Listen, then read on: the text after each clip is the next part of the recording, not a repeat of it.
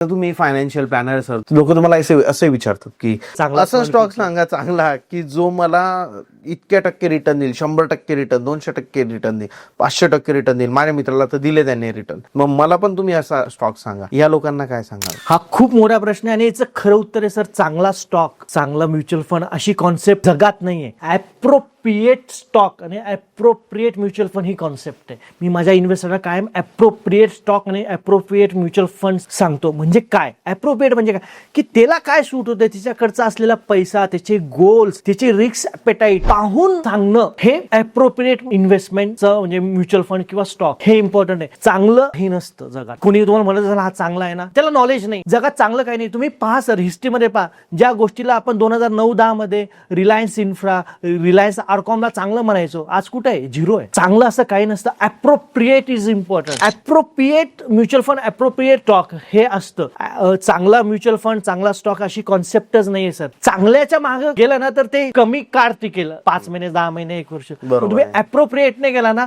तर ते long lasting राहील. जसं लग्नात पण आहे, तुम्ही लग्नामध्ये चांगलं नाही शोधत, तुम्ही तुमचं मन जुळताय का, तुमचे वेवलेन जुळताय का, म्हणजे तुम्ही ऍप्रोप्रिएट शोधतात, तरच ते लॉंग लास्टिंग होतं सर. पूर्ण व्हिडिओ बघण्यासाठी YouTube वर जाऊन बँटर विथ चेतन सर्च करा.